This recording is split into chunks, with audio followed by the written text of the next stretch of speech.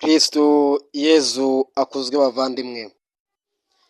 Buri gihe turijujuta ngo turasenga ariko ntidusubizwe. Nyamara usanga tuba twigiza nkana kuko hari amasezerano twagiranye na Yezu mu masakaramentu ye ntitwayubahiriza, maze tukabisiga mu kiliziya aho twayaherewe gusa. Twahawe amasakaramentu nk'ifunguro ritunga roho zacu kandi buri gihe kugira ngo duhore dusukurwa na Nyagasani Yezu. Kandi ntitwayahawe kuko tubikwiye, ahubwo ni kubw'impuhwe za Nyagasani. Ariko akenshi usanga twarayambuye agaciro kayo.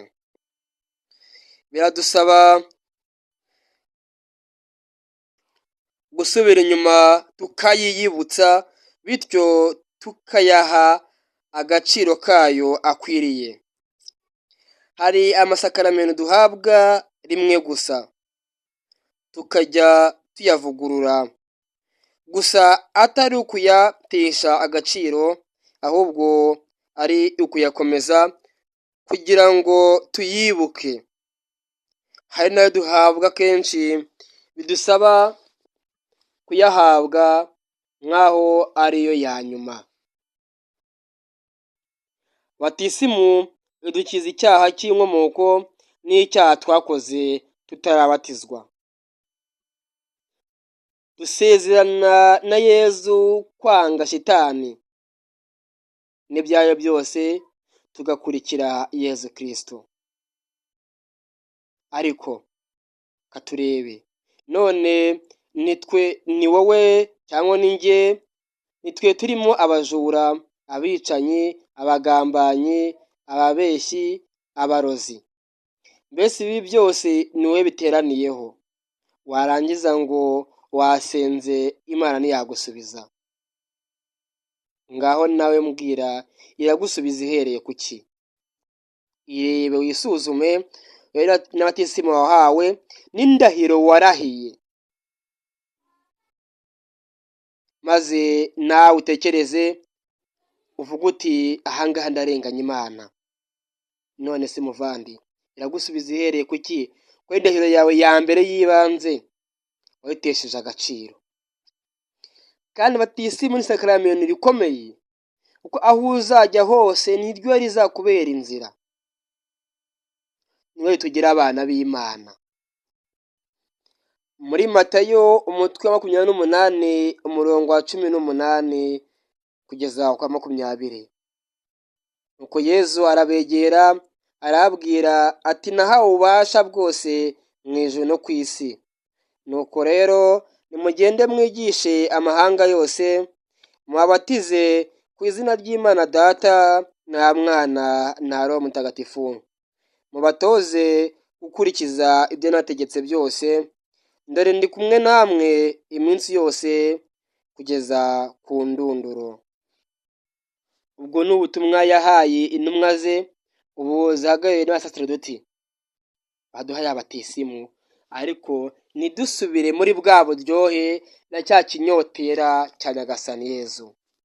Si kiliziya cyangwa n'amatorero yabyishyiriyeho, ahubwo ni umurongo Nyagasani Yezu Kristo yashyizeho kugira ngo turusheho gusa nawe. Ariko turanga tugasa n'ikibi. Penetensiya idukiza ibyaha twakoze tw'ubwacu nyuma yo kubatizwa, ariko kenshi ntituyijyamo, n'abayijyamo bayijyamo batazi ibyo barimo, nta kubanza gutekereza neza ngo wicengeremo ubone kuyaka wafashe n'ingamba. Hari na benshi bumva ko umusaserdoti nta bubasha afite bwo kubakiza ibyaha, ngo nta muntu wakiza undi ibyaha. Nyamara si we ubwira, ni Yezu ubwe ubwira. Umusaserdoti icyo gihe aba ahagarariye aho ngaho. Ntabwo ari ububasha Kiliziya Gatolika yihaye, kuko ni Yezu wabivuze. Mu ivanjiri ya Yohane umutwe wa 20 umurongo wa 22 kugeza kwa 23. Amaze kuvuga atyo abahuhaho arabwira ati mwakire Roho Mutagatifu. Aho muzakiza ibyaha bazabikizwa, aho mutazabikiza bazabigumana. Iyo ni ijambo ry'Imana. Kandi nanone Yezu arongera akatubwira mu ivanjiri nanone ya Yohane umutwe wa 8 umurongo wa 24 aho agira ati nabwiye ko muzapfana ibyaha byanyu, muramutse mutemeye ko nduriho muzapfana ibyaha byanyu. Iryo ni ijambo ry'Imana. Nyuma y'ibyo Yezu yivugiye kuri penetensiya no gukizwa ibyaha, nta kindi njyewe ubwanjye nakongeraho kuri penetensiya. Buri wese ahubwo naharanire kuyijyamo, aharanire kuyishakashaka, kandi agende yisuzumye, avugisha ukuri kose, Nyagasani azamukiza, ahereko anamusubiza ibyifuzo bindi bisanzwe yari amufiteho.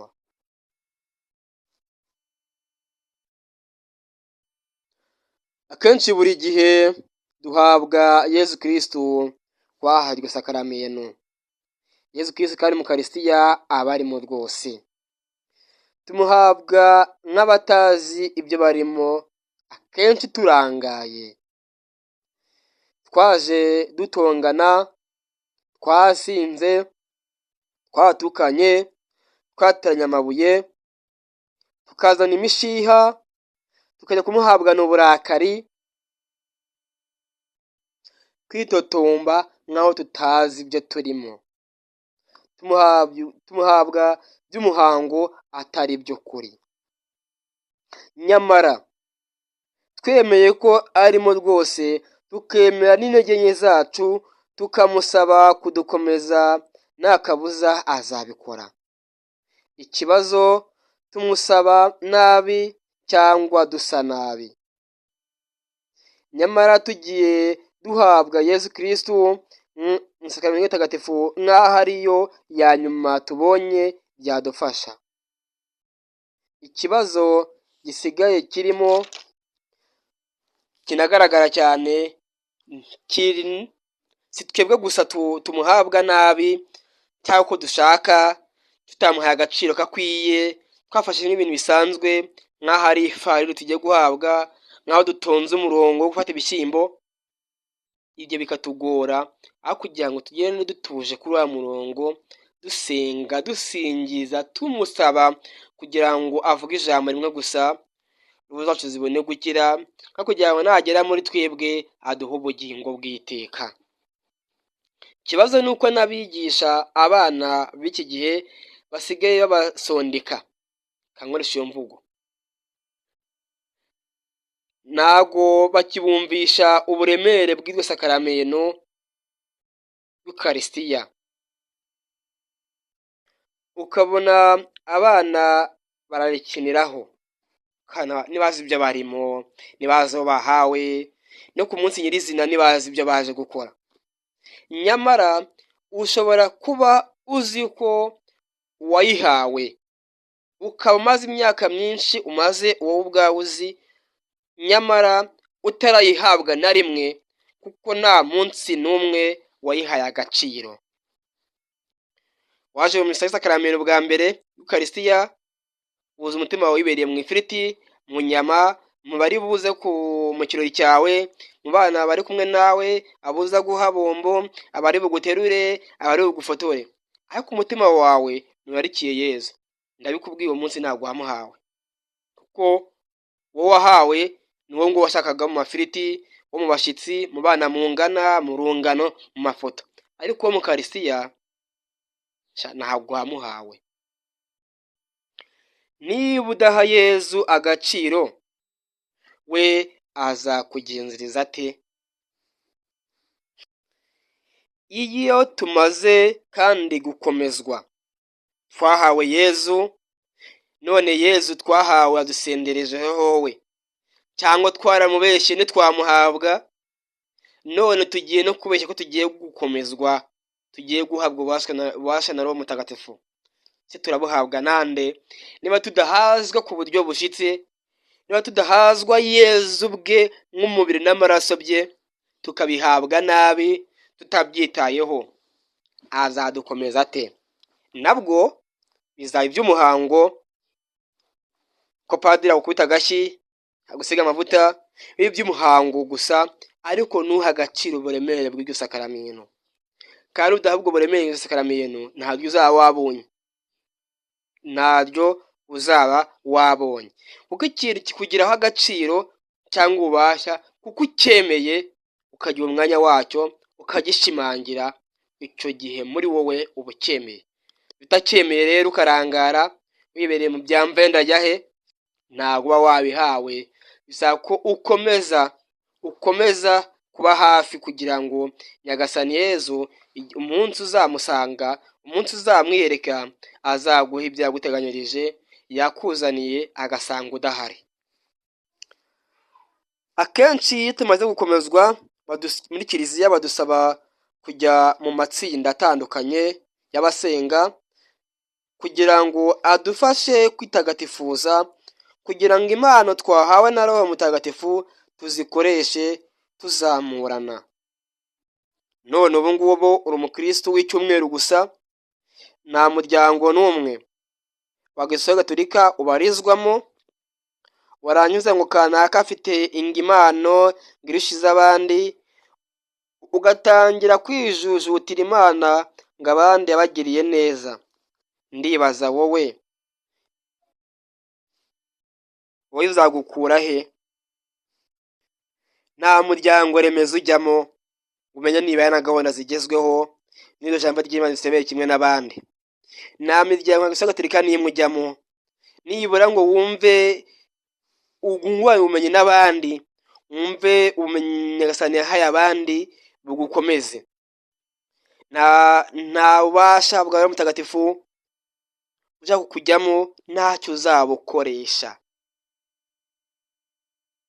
nta na kimwe. Kuko Roho Mutagatifu akorera cyagaragarira mu bikorwa. None niba nta gikorwa na kimwe wagiyemo ngo ukitagatifurizemo, nyamuna urahataho ngo Imana arakibagiwe? Impamvu Imana yagukuye hehe? Dusubire inyuma twirebe natwe ubwacu mbere yuko tujya gushyira Imana mu manza. Twirebe, twiha agaciro ubwacu, turebye turimo, tugeranye n'ibyo twasezeranye mu masakaramentu twagiye duhabwa. None turebe koko tudasubizwa. Kudasubizwa kwacu kuri muri twebwe ubwacu, si Imana. Kuko Imana iratubura kenshi, isanga twarangaye, isanga twagiye kure, yagukomanga ntuyikingurire kuko wabaye w'icyumweru gusa. Ni nk'abandi b'Abisabato, ntacyo wavuga, ntacyo wakora, Nyagasani aragusaba kurikura ugasanga abandi mukungu umwe, kuko yarabyivugiye ngaho babiri cyangwa batatu bateraniye mba ndi hagati yabo. Impamvu ni iyihe? Icyo umwe azi Nyagasani yamuhishuriye arakivuga, icyo undi azi akakivuga kikakugirira akamaro, nawe icyo uzi kikagirira akamaro mugenzi wawe. None icyo uzi cyangwa icyo wumvishe wagihejeje muri wowe nigeze gisohora. Icyo abandi bazi ntabwo kizi kuko wanze kubasanga. None ngo Imana yawe yanze gukura, irakura ijya gukora iki? Irakurira mu byaha se? Irakurira mu bijumba se? Irakurira mu isoko se? Cyangwa ikurira muri gare? Ntabwo impano y'Imana ikorera mu kavuyo cyangwa mu bwikunde bwa bene muntu. Impano wahawe si yawe, niyo gufasha abandi. Waba wibaza impamvu ingo zasezeranye zitandukana? Nuko babikora bya nyirarureswa ngo bagaragare, cyangwa harimo inyungu za buri umwe, cyangwa uko abantu bapushinga ngo mukore ibi ngibi, mukore ibi, dore igihe cyagiye, igihe cyarenze, mugasezerana nyamara amasezerano mwagiranye ntimuyahe agaciro. Nyamara usubiye ku ndahiro warahiye wowe n'umugabo wawe, wowe n'umugore wawe, uko waba uri kose watsindwa, kuko ibumbye byinshi bigize umuryango. Kora ibyo wasezeranye, ibya mugenzi wawe ntibikureba. Menya ibyawe, isakaramentu wasezeranye, ugume ku ndahiro yawe, kuko nibyo uzabazwa, nawe azabazwa ibye, kuko atatiye indahiro Nyagasani. Kandi ibindi ni ibya Nyagasani. Ukora ibyawe, ibindi ni ibya Nyagasani.